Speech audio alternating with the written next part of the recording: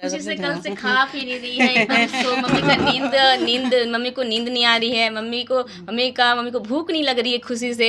कल मम्मी ने खाना नहीं खाया है दिन भर, बस सबका कॉल रिसीव कर रही है, सबकी बधाइयाँ ले रही है मम्मी। रिजल्ट आया है, मैं तो 1 घंटे तक रोती रही, बस रोती ही रही कि अब मेरे लाइफ का सारा टेंशन खत्म हो चुका है। बहुत बहुत कुछ झेलने पड़ा। ऐसे बहुत सारे शिक्षक का नाम लेना चाहूँगी क्योंकि सबका गाइडेंस रहा है मेरे साथ। तो सबसे स्टार्टिंग में तो यहीं के हैं प्रलय सिंह सर, उनका बहुत काफ़ी सपोर्ट रहा है, वो हमेशा उनसे बात होती रही है, अभी भी मेरी बात हुई, उन्होंने बधाई दी मुझे। वो आ गया, मेरे पास पैसा नहीं था तो ये दरवाजा वाला को दूध दे के दरवाजा लगाया कि इसका गेट लगा देंगे तो इसको आवाज़ नहीं जाएगा बार वाला से, इसके लिए। मतलब जो गाय रखा है आपने दूध उसको खिला खिला कर आपने दरवाजा ये लगाया। कहना चाहूँगी कि आपने जो गोल बनाया है, आपने जो अपना ठाना है कि मुझे ये करना है, डिटर्मिनेशन बहुत इंपॉर्टेंट रोल होता है।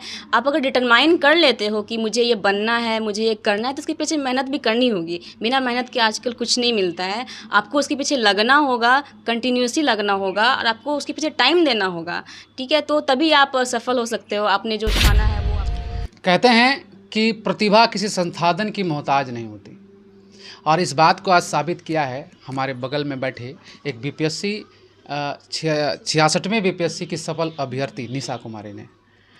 एक मान्यता हो जाती है, एक धारणा हो जाती है लोगों के मन में कि अगर आपको एसएससी की पढ़ाई करनी है तो कम से कम आपको पटना जाना होगा, अगर आपको यूपीएससी सिविल सेवा की तैयारी करनी है, बीपीएससी की तैयारी करनी है तो कम से कम आपको दिल्ली जाकर के मुखर्जी नगर में एक फ्लैट लेकर के आपको पढ़ाई करनी पड़ेगी, तभी जाकर के आप सफल हो पाएंगे।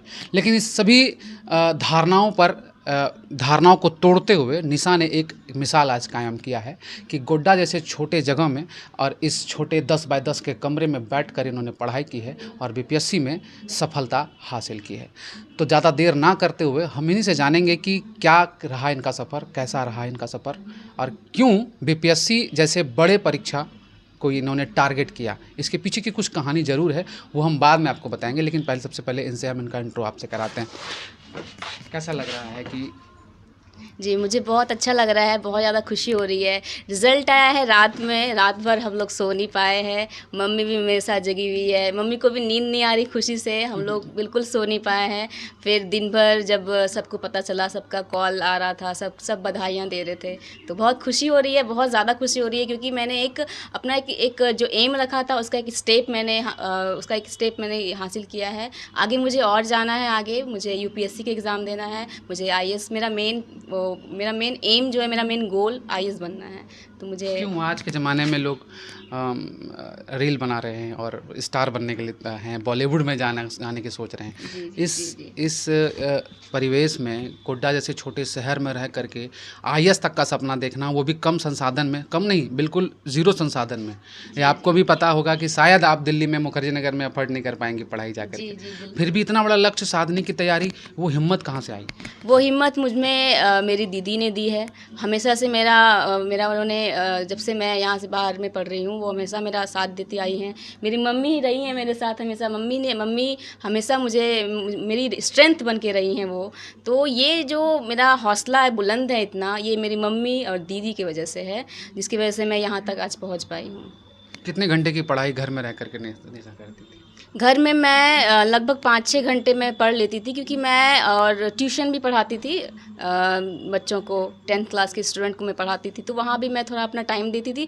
और ये बात नहीं है कि मैं ट्यूशन देती थी तो मुझे उससे नॉलेज शेयर करने का जो है वो मिलता था। मैं अपना नॉलेज शेयर करती थी तो मेरा खुद नॉलेज उससे और बढ़ता था। तो मुझे ये ट्यूशन पढ़ाना काफ़ी अच्छा लगता है क्योंकि उसमें जो है आपने जो पढ़ा है वो रिवीजन होते रहता है, बहुत इंपॉर्टेंट रोल प्ले करता है ये रिवीजन आपके ये एग्ज़ाम में, बीपीएससी एग्ज़ाम हो या फिर यूपीएससी एग्ज़ाम हो। तो ये चीज़ आपका रिवीजन होते रहता है कंटिन्यूसली आपका ये ट्यूशन पढ़ाने से, तो ये बहुत बड़ा हेल्प मिलता है मेरे को। मैंने और कोई चूज़ नहीं किया पार्ट टाइम जॉब एज मैंने ट्यूशन ही इसको चूज़ किया कि मैं ट्यूशन ही पढ़ाऊँगी, इससे मेरा रिवीजन होगा और कुछ मुझे फाइनेंशियली हेल्प भी मिल जाएगा। तस्वीर इनके हाथ में है और आप समझ रहे होंगे कि निश्चित रूप से ये इनकी तस्वीर इनके पिताजी की होगी जो इतने देर से इस तस्वीर को देख पा रहे हैं। मैं बता दूं कि जब ये 5-6 में पढ़ती थी तभी पिताजी का साया इनके सर से हट चुका है और उसके बाद से 3 बहनें हैं ये, और 3 बहनों को इस माता जी ने पाला है, इन माता जी ने। और गर्व करेगा पूरा भारत, पूरा शहर हमारा कम से कम गर्व करेगा कि कैसे किस परिस्थिति में भी अपने बच्चों को इतने ऊंचे मुकाम तक पहुंचाया है। उनसे तो हम बाद में बात करेंगे, लेकिन सबसे पहले इनसे बात करना चाहते हैं कि पापा की कमी कभी खली? पापा की कमी मुझे तब खलती थी जब मैं कुछ करती थी तो वो बहुत खुश होते थे और बहुत ज़्यादा खुश होते थे, और फिर वो मुझे समझाते थे कि आगे और ऐसे कर, और आगे बढ़ना है तुम्हें, और आगे करना है। तो एक कमी खलती थी बस थोड़ी देर के लिए। फिर मेरी मम्मी लेकिन मेरी मम्मी ने हमेशा मेरा हमेशा मेरे को सपोर्ट किया है। दीदी ने कभी कमी नहीं खलने दी पापा की, मम्मी ने कभी नहीं खलने दी। जब आप पढ़ते थे तो दीदी कमाती थी और मतलब हेल्प करती वो उसने अपनी पढ़ाई छोड़ दी बीच में बस मेरी पढ़ाई के लिए कि मुझे पढ़ना है, मुझे आगे कुछ करना है। मुझ में वो जज्बा उन्होंने देखा, तो इसलिए वो अब मेरे ऐसे नहीं है दीदी, मेरे अंकल हैं, छोटे अंकल, इनका नाम राजीव राय है। वो उन्होंने भी बहुत हमें सपोर्ट किया है 11th-12th के टाइम। बहुत ज़्यादा उन्होंने फाइनेंशियल सपोर्ट किया है मुझे, जिसकी वजह से मैं CBSE बोर्ड से मैं पढ़ पाई और 91% ला पाई। तो उन्होंने भी बहुत हमें सपोर्ट किया है, मुझे, दीदी को। तो ये सबका सपोर्ट ही है जो मैं यहाँ तक पहुँच पाई हूँ। कभी लगा था कि मुखर्जी नगर नहीं जा पाएंगे हम, दिल्ली नहीं जा पाएंगे तो क्या BPSC को निकाल पाएंगे? ये कभी सोच मन में आई थी कभी? नहीं, कभी नहीं, क्योंकि जैसे ही मैंने सिलेबस देखा था, मुझे BPSC के बारे में मेरी दीदी ने ही इन्फॉर्मेशन दी, उसके बारे में बताया कि ये BPSC होता है। तो मैंने सिलेबस देखा तो मैंने सोचा कि मैं ये जो सिलेबस है मैं इसे खुद से घर से कर सकती हूँ। इसके सोर्स मैंने देखे कि ये सोर्स कहाँ से मैं पढ़ सकती हूँ। बहुत सारे इंटरव्यूज़ देखे मैंने, जो टॉपर्स रहे हैं BPSC के, तो उनके जो मैंने लिस्ट देखे, बुक लिस्ट, और जो उन्होंने बताए सोर्सेज, वो फॉलो किए मैंने, और फिर मैं यहाँ तक पहुँच गई उसके हेल्प से। यानी कि सहयोग कहेंगे आपने, इंटरनेट का बहुत बड़ा उपयोग इंटरनेट का काफ़ी हेल्प लिया मैंने। वहाँ पे बहुत सारे यूट्यूब चैनल है, जैसे एडुटेरिया है, उससे बहुत हेल्प मिली। मैंने उसका टेस्ट सीरीज़ भी लिया था मेंस के टाइम, आंसर राइटिंग का। तो वो एक यूट्यूब चैनल है जो अभी बहुत ज़्यादा हेल्प कर रहा है सारे स्टूडेंट्स को, जो दिल्ली नहीं जा पा रहे हैं, घर बैठे जिनको तैयारी करना है वो कर सकते हैं, बिल्कुल कर सकते हैं। दिल्ली जाने की ज़रूरत नहीं है बिल्कुल भी। अब वो मुखर्जी नगर और वो जो राजेंद्र नगर सब बोलते हैं कि हाँ जाना है दिल्ली जाना है पढ़ाई करने के लिए, UPSC निकालने के लिए। अब वैसा नहीं रहा है, क्योंकि ऑनलाइन का अभी डिजिटल इंडिया हो गया, इंडिया डिजिटलाइज्ड हो गया है। तो डिजिटलाइज्ड हुआ है तो उसके नकारात्मक परिणाम है बिल्कुल, लेकिन वो आप पे डिपेंड करते हैं कि आप इसको किस तरह यूज़ करना चाह रहे हो। उसको आप पॉजिटिवली यूज़ करना चाह रहे हो या फिर नेगेटिवली यूज़ करना चाह रहे हो। पॉजिटिवली है कि आप यहाँ पे कितने सारे सोर्स हैं, न्यूज़ के सोर्स हैं, सोर्सेज आपको पढ़ाई के लिए जितने भी बुक्स हैं आपको वहाँ पे भी वो मिल जा रहे हैं, आपको नोट्स मिल जा रहे हैं, सबसे इम्पॉर्टेंट। तो ये सब यूट्यूब, ये सब ऑनलाइन जो है, आप इसका ये पॉजिटिव यूज़ है। आप निगेटिव, आप पे ये डिपेंड करता है कि आप उसका मन में आपका नहीं खला कि शायद पापा होते तो बेहतर सुविधा मिलती, मैं बेहतर माहौल में पढ़ती और ज़्यादा अच्छा करती? कभी ये ऐसा खला मन में? या जो भी घर का कंडीशन हुआ, वो कभी वो आपको बच्चे अवसाद में चले जाते हैं, बच्चे दोष देने लगते हैं कि मेरे मम्मी पापा मेरे पैसा नहीं है मम्मी पापा के पास, उन्होंने खर्च नहीं कर पाए तो हम बाहर नहीं जा पाए। तो ये कभी खलिश मन में? बिल्कुल नहीं, ये बिल्कुल नहीं आया, क्योंकि मुझे घर बैठे ही सारा कुछ मिल रहा था। मेरी दीदी ने मुझे बायजूस का कोर्स दिलवा दिया था UPSC का। उसके लिए मैंने स्कॉलरशिप दिया था, हालांकि उतना पे नहीं कर पाती, लेकिन उसका स्कॉलरशिप टेस्ट था, मेरे को स्कॉलरशिप मिला उसमें। तो उसमें कम पैसे मेरे को पे करने पड़े, तो जिसकी वजह से मैं वो अफोर्ड कर पाई। तो उसका बायजूस का कोर्स लिया था, उसमें मैंने पढ़ाई की सारे सब्जेक्ट्स की, और उसमें आंसर राइटिंग भी की भी प्रैक्टिस होती थी। उससे भी मेरा और अच्छा आंसर राइटिंग हुआ, क्योंकि मेंस में बहुत इंपॉर्टेंट होता है आंसर राइटिंग आपका। आप अच्छे से अगर आंसर राइटिंग करते हो, टाइम मैनेजमेंट होता है आपका, तो फिर अच्छे मार्क्स आते हैं आपके। तो वो चीज़ मुझे खली नहीं, क्योंकि मुझे घर बैठे ही सारा कुछ मिल रहा था, सारे सोर्सेस मुझे मिल रहे थे। मेरी दीदी, मेरी मम्मी मेरे साथ थी, मेरे जीजू भी अभी मेरे साथ हैं, जिन्होंने बहुत सपोर्ट किया है मुझे, पहले से भी सपोर्ट किया है। तो मुझे वो खली नहीं कमी कभी खली नहीं। तो हम बात करेंगे आंटी जी से। आंटी जी, क्या फील कर रहे हैं अब आप, और आज से 5 साल 10 साल पहले जब चाचा जी नहीं रहे थे, उस वक्त क्या लगा था कि परिवार को आप कैसे संभालेंगी, या फिर आज तक का जो सफ़र है वो आप एक्सपीरियंस शेयर कीजिए हमारे साथ, क्योंकि लोगों को जानना बहुत जरूरी है। उस टाइम तो कुछ नहीं समझ में आया, क्योंकि उस दिन तो पापा ही थे, तो उससे हमको समझना नहीं था। अभी तो हमको तब समझना पड़ रहा था कि जब उसका पापा नहीं थे तो कैसे करना है। दिक्कत तो थी, बहुत ज़्यादा दिक्कत थी। फिर भी हम सोचे कि नहीं, मेरा बच्चा रिजल्ट जब ला रहा है अच्छा, बच्चा जब टैलेंटेड है, टैलेंट, तो उसके साथ कैसो भी करना है, इसको लेकिन आगे तक लेके हाँ जाना। जैसे जाना है, कैसो जब कुछ भी करना पड़े तो हम करेंगे इसके लिए, जो भी हो जाए। लेकिन इसका रिजल्ट बहुत आता है, जब भी इसका रिजल्ट आता था तो हमको जितना भी कष्ट होता था सब खत्म हो जाता था। अब पदाधिकारी हो गई हैं। हाँ। यहाँ पर गाड़ी लगेगा बड़ा वाला, कैसा फील होगा? बहुत खुशी हो गई हमको। मम्मी सब खुशी से अपने कल हाँ। से खा पी नहीं रही है एकदम सो। मम्मी का मम्मी को नींद नहीं आ रही है। मम्मी को भूख नहीं लग रही है खुशी से। कल मम्मी ने खाना नहीं खाया है दिन भर, बस सबका कॉल रिसीव कर रही हैं, सबकी बधाइयाँ ले रही है मम्मी बस। जब रिजल्ट मतलब रिटर्न निकल गया, जब इंटरव्यू बाकी था, तो होता है कि बच्चा जब इंटरव्यू देने वाला होता है तो माता पिता कहते हैं कि हम ये गच देंगे दुर्गा माँ काली माँ, ऐसा कभी कुछ आपके साथ? हाँ बहुत बहुत कुछ क्या गच्छे हैं। क्या क्या गचे? अब मतलब गचते हैं तो बताना नहीं चाहिए ना, लेकिन बहुत गचे हैं। बहुत कुछ गच्छे हैं। भगवान पर भरोसा था, हाँ था। आस्था था, हाँ बहुत भरोसा और था। उसी आस्था ने आपको शायद इतनी हिम्मत दी है हाँ कि हम आज तो आपके जब इसका पापा डेट कर गए तो फिर हम भगवान पे ही भरोसा करके रहे हैं और रह रहे हैं, तो बस सारा कर रहे हैं। मेरा ऊपर वाला ही कर रहे हैं, नीचे वाला नहीं। इन पे किसी पे भरोसा नीचे वाला पे नहीं है हमको, किसी पे नहीं। अपना बच्चा पे तीनों पे भरोसा था, इसके साथ भगवान थे, उनको लेके हम चल रहे थे आज तक। भगवान इन तीनों बच्चा को भी अच्छा बना दे बस, और कुछ नहीं। कहीं भी बैठते थे, कहीं भी रहते थे तो हम यही कहते थे कि हमारा तीनों बच्चा कैसो करके कैसो कोई भी जॉब मिल जाए।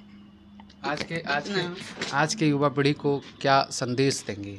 क्योंकि अब आप संदेश देने लायक हो गई हैं, क्योंकि जब तक लोग सफल नहीं हो जाते तब तक उसे लोग प्रेरणा स्रोत मानते नहीं हैं। तो अब आप बोलेंगी तो लोग सुनेंगे, क्या कहेंगे आप? मैं बस यही कहना चाहूँगी कि आपने जो गोल बनाया है, आपने जो अपना ठाना है कि मुझे ये करना है, डिटर्मिनेशन बहुत इंपॉर्टेंट रोल होता है।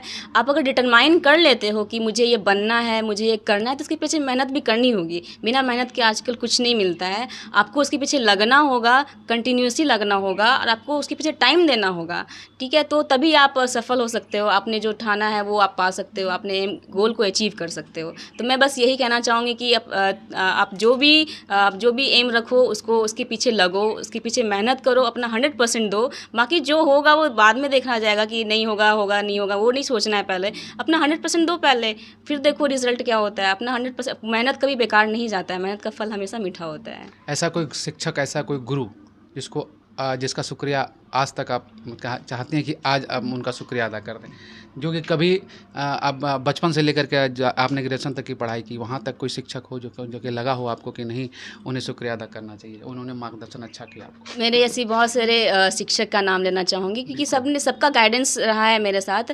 तो सबसे स्टार्टिंग में तो यहीं के हैं प्रलय सिंह सर। उनका बहुत काफ़ी सपोर्ट रहा है, वो हमेशा उनसे बात होती रही है। अभी भी मेरी बात हुई, उन्होंने बधाई दी मुझे। तो एक वो हैं। फिर मेरे इंदिरा गांधी बालिका विद्यालय की टीचर हैं, जैसे ज्योग्राफी की टीचर है जिनसे बात हुई मेरी अभी, ममता नाम है उनका, ममता देवी। तो फिर वो एक टीचर हैं। एक फिर 11th-12th के टाइम मेरे टीचर थे फिजिक्स केमिस्ट्री के, वो काफ़ी उनसे सीख मिली मुझे। मैं उनको अपना आइडियल मानती थी, क्योंकि वो उनका जो बेसिक्स फाउंडेशन पढ़ाई जिस तरह वो पढ़ाते थे, कॉन्सेप्ट जिस तरह वो क्लियर कराते थे, that was very nice. And फिर मैं बस ये टीचर्स हैं जिनको मैं आइडियल मानती रही हूँ, और जिनको मैं अभी भी इनका श्रेय देना चाहती हूँ, कि जिनकी वजह से मैं अभी यहाँ तक पहुँची हूँ। तो मैंने फिर से कहा कि प्रतिभा किसी संसाधन की मोहताज नहीं होती। अगर आपके पास कम संसाधन है तो आप अपनी कमजोरी उस संसाधन के पीछे छिपाने की कोशिश कर रहे हैं, इससे ज़्यादा कुछ नहीं कहा जा सकता। क्योंकि आज इस गोड्डा की इस बेटी ने साबित किया है कि कम संसाधन में और दृढ़ निश्चय के साथ अगर तैयारी की जाए तो गोड्डा जैसे जगह से भी बीपीएससी जैसी परीक्षा घर बैठकर पढ़कर पास की जा सकती है। हम बात करेंगे इनकी दीदी से, जिन्होंने हर कुछ कॉम्प्रोमाइज़ किया है इनके लिए, और इस छोटा सा घर है इनका, हम पूरा घर भी दिखा देंगे कि किस घर में इन्होंने पढ़कर इस परीक्षा को पास किया है। ये देख लीजिए, 2 कमरा है, और जीजा जी जिनकी बात ये कर रही थी वो शायद वो बाहर आना नहीं चाहते थे, लेकिन हम उनके पास जाकर के बात करेंगे। सबसे पहले दीदी से बात करेंगे। दीदी क्या नाम है? मनीषा राय। क्या लग रहा है, कैसा फील कर रहे हैं? बहुत अच्छा फील हो रहा है। मेरे को जब पता चला कि इसका रिजल्ट आया है, मैं तो 1 घंटे तक रोती रही, बस रोती ही रही कि अब मेरे लाइफ का सारा टेंशन खत्म हो चुका है। बहुत कुछ झेलने पे कैसे टेंशन खत्म हो गया? अफसर वो बन गई, टेंशन आपका कैसे खत्म? ऑफ कोर्स वो मैं उसी को बनाना ही चाह रही थी हमेशा से, क्योंकि पता था कि वो बन जाएगी।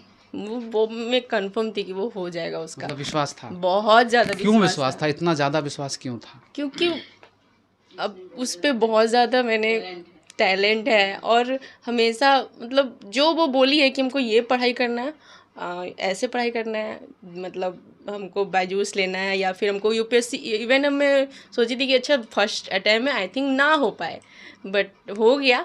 तो मैंने सोचा था कि उसको यूपीएससी के लिए भी दिल्ली भेजने ही वाली थी, तो अभी तो हो गया जॉब, तो साथ में भी ये यूपीएससी का भी तैयारी करेगी साथ में। यकीन है कि निश्चित रूप से यूपीएससी Of course, निकालेगी। वो निकाल लेगी। आप एक दो साल में आप देख लेना, पता चल जाएगा। क्या नाम है सर आपका? मेरा उमेश कुमार।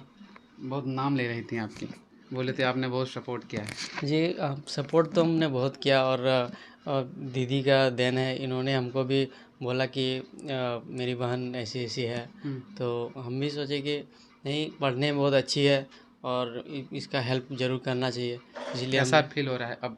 हमको तो बहुत अच्छा फील हो रहा है। अभी तो बहुत खुश हैं हम भी खुशी से अब घर से यहाँ आए, और हम सुबह से आप मतलब कि आना चाह रहे थे, तो मतलब कि मेरा घर में काम था इसीलिए हम नहीं आ पाए, तो शाम में आए और हमको बहुत खुशी हो रहा है अभी। तो यही शायद वो टेबल है जहाँ आप बैठ के पढ़ती थी। तो यही वो टेबल है, यही जहाँ वो मैं पढ़ाई करती देख थी। लीजिए, वो 8 बाई 10 का वो कमरा है, ना कोई एसी है, ना कूलर है, और ना किसी प्रकार की बहुत ज़्यादा अत्याधुनिक सुविधा है। जो इस बात का रोना रोते हैं कि हमारे रूम में सुविधा नहीं है, हमारे पास वो संसाधन नहीं है, तो हम पढ़ाई कैसे करें, तो यहाँ की वो तस्वीर हम आपको दिखा रहे हैं। यही वो कुछ नोट्स हैं, यही वो किताबें हैं, इस रैक पर कुछ सजी हुई किताबें आप यहाँ पर आप देखेंगे कि यही इनकी जमा पूंजी है। बाकी ऑनलाइन आपने पढ़ाई कैसे की? लैपटॉप से करी या फिर मोबाइल से की? टैब से की। तो यहाँ पर एक छोटा सा टैब इनका एक साथी बना। बाकी ये मोटी मोटी किताबें, इनकी मेहनत अब ये सारी बयां करेंगी, खुद बयां करेंगी, क्योंकि इन्होंने वो मुकाम हासिल कर लिया है कि अब शायद ये तमाम चीज़ें, तमाम ये छोटा सा कमरा हमेशा इन्हें याद रहेगा। क्या इस कमरे को मिस करेंगी? क्योंकि अब आप तो एसी वाले कमरे में बैठने वाले हैं। बिल्कुल बिल्कुल, मैं बहुत ज़्यादा मिस करूँगी। इस टैब से आपने पढ़ा है? हाँ, ये बायजूस ने मुझे दिया था जब स्कॉलरशिप मैंने लिया था, तो ये उन्होंने इसी से मैंने पढ़ाई की है। फिर ऐसे में सारे उन्होंने नोट्स वगैरह दिए थे, तो बस ये मेरा है, ये साथ ही रहा है मेरा हमेशा के लिए। और ये रूम और ये टेबल और कुछ नोट्स मेरे जो हमेशा मेरे साथ रहे हैं, मैंने उससे पढ़ाई की है, उसके हेल्प से।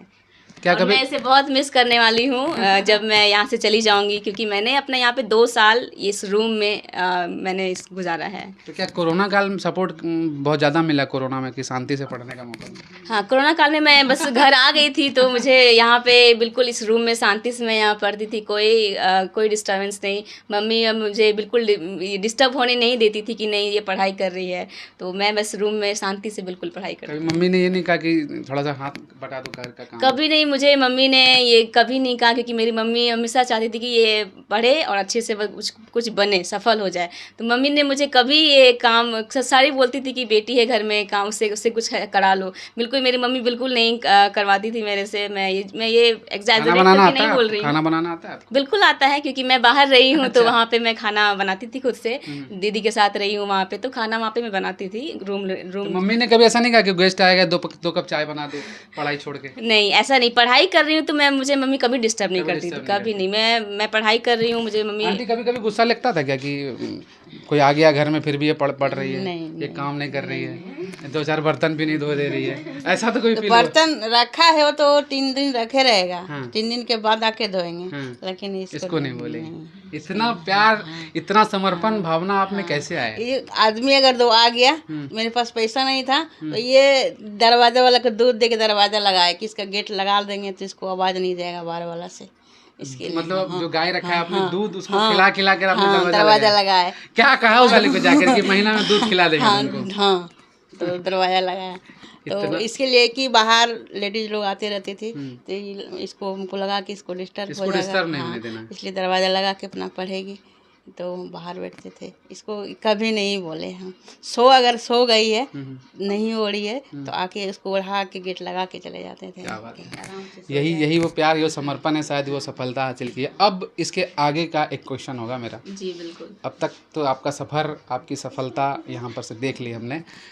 आगे जब आप अपने उस पोस्ट पर बैठेंगी जी तो बिल्कुल। क्या कर्तव्य क्या निर्वहन करेंगी? सबसे पहले अपने घर की गरीबी दूर करेंगी, जो आप अक्सर अक्सर मेरा करते हैं। जो पहला रहा है कि मैं क्यों आई यहाँ इस फील्ड में, जी। तो मैंने देखा कि यहाँ की जो बिहार की जो शिक्षा की स्थिति है वो काफ़ी मतलब अच्छी स्थिति नहीं है, बिल्कुल बहुत बुरी स्थिति है। लिटरेसी रेट काफ़ी ख़राब है बिहार का, खासकर वुमेन का काफ़ी ख़राब है। वुमेन और गर्ल्स जो हैं वो काफ़ी पीछे पीछे मतलब रही हैं वो ये एजुकेशन में बिहार में। तो वो सबसे ज़्यादा मैं अपना योगदान शिक्षा के क्षेत्र में देना चाहूँगी। मैं वहाँ की लड़कियों को प्रेरित करूँगी कि आप आगे आओ, आप पढ़ो, आपको सरकार दे रही है वहाँ पे, तब सरकार वो 12th पास करने पे 25,000 दे रही है। ग्रेजुएट अगर आप अनमैरिड पास करते हो तो आपको 50,000 दे रही है। इतना ज़्यादा आपको प्रेरित कर रही है सरकार पढ़ाई करने के लिए, आप पढ़ो। मैं उन्हें प्रेरित करूँगी, उनके पेरेंट्स को कन्विंस करूँगी कि आप ऐसे ही अपने बेटियों को पढ़ाओ। मेरे माता पिता ने मुझे पढ़ाया है, मैं यहाँ तक पहुँची हूँ।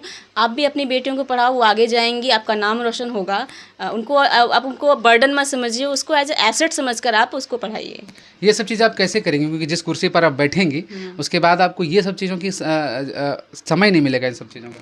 कैसे क्योंकि संभालेंगी? मेरा जो पोस्ट आपको है, पता है कि क्या पोस्ट आपका क्या है? बिल्कुल मेरा पोस्ट जो है रूरल डेवलपमेंट ऑफिसर है। जी। अब रूरल डेवलपमेंट है तो मतलब रूरल को डेवलप करना है मेरे को। जी। अब डेवलपमेंट का सबसे बेसिक है कि एजुकेशन मिलेगा बच्चों को, ये लड़कियों लड़कों को, सबको, सारे स्टूडेंट्स को, बच्चों को, तो वो आगे जाके कुछ कर पाएंगे। एजुकेशन ही सबसे इम्पोर्टेंट रोल अभी प्ले करता है। अगर किसी के पास शिक्षा है, किसी के पास अपना डिग्री है, पढ़ा है वो, तो वो आगे जाके फिर कुछ हासिल कर सकता है। ईमानदारी से काम करेंगे आप। बिल्कुल बिल्कुल, इसका मैं भरोसा आप हमें दिला रही हैं। बिल्कुल, बिल्कुल। हमारे दर्शकों को दिला रही हैं, सबों जी को दिला रही बिल्कुल। हैं। तो ईमानदारी से पढ़ाई की है, मेहनत से पढ़ाई की है, तो ईमानदारी से काम करेंगी। और हमारी शहर की, हमारे ज़िले की अफसर बिटिया, ये कह सकते हैं हम आपको कि अफसर बिटिया हैं हमारी, और हमारे तरफ से भी आपको बहुत बहुत बधाई है। तो आप ये तमाम चीज़ें हमने आपको दिखाई, और इस अच्छी खबर के पीछे का उद्देश्य ये था कि किस प्रकार से कम संसाधन में लोग पढ़ाई कर अपने मुकाम को हासिल करते हैं, ये दिखाना हमारा एक मेन मकसद था। क्योंकि बच्चों में ये चीज़ें देखी जाती हैं, बच्चे पढ़ाई इस वजह से नहीं करते और अपने पेरेंट्स को कोसते हैं, अपने कम संसाधन वाले व्यवस्था को कोसते हैं और उस पढ़ाई से विमुख हो जाते हैं और दूसरे क्षेत्रों में अपना ध्यान बटा लेते हैं। और इन्होंने एक सकारात्मक उपयोग किया है इंटरनेट का। इंटरनेट अभी जो है जी, बेटी के बारे में बोलना था। हाँ बोले ना आंटी, कुछ बातें हैं जो कि हम बीच में कट करके वहाँ डालेंगे। आदमी समझ रहा है ना कि बेटी है तो नहीं पढ़ाना है। आम आदमी को ये नहीं समझना था कि हमको बेटी है, ताकि हमको 3 बेटी है, 3 बेटी से हम इतना ही प्यार करते हैं कि ये तीनों बेटी मेरा जॉब करे। आपको 3 ही बेटी है? आप 3 बेटी नहीं, 3 ही बेटी है आपको, बेटा नहीं है आपको। तो ये इसलिए हमको आज तक कभी बेटा का एहसास भी नहीं हुआ कि हमको बेटा नहीं है। हमको तो अभी भी लग रहा है कि हमको 3 बेटा ही है। हाँ, इसीलिए आदमी जब सोच रहा है कि हमको बेटी है, बेटी को नहीं पढ़ाना, ये गलत बात है। बेटी को सबसे ज़्यादा पढ़ाने की आवश्यकता है। हाँ, बेटी को सबसे ज़्यादा पढ़ाना के लिए वो आपका बेटा से ज़्यादा इज्जत भी कहते हैं करेगा। कि बेटा पढ़ेगा तो एक पुस्त जो है वो शिक्षित, वो सबल होगा, लेकिन जब बेटी पढ़ेगी तो 7 पुस्त जो है वो शिक्षित और सबल हो जाएगा। तो यही कहानी है। और हम कह रहे थे कि इंटरनेट का सदुपयोग इन्होंने किया है, और इंटरनेट का दुरुपयोग जिस प्रकार से अभी पूरे भारत में है, तो एक सकारात्मक पहलू भी इंटरनेट का है। और इंटरनेट की क्रांति आई है यहाँ हमारे ज़िले में, और यहाँ एक बेटी ने एक सफलता हासिल करके देश का, हमारे ज़िले का, हमारे शहर का नाम रोशन किया है। तो तब तक के लिए हमें दीजिए इजाज़त और देखते रहिए जिला टॉप।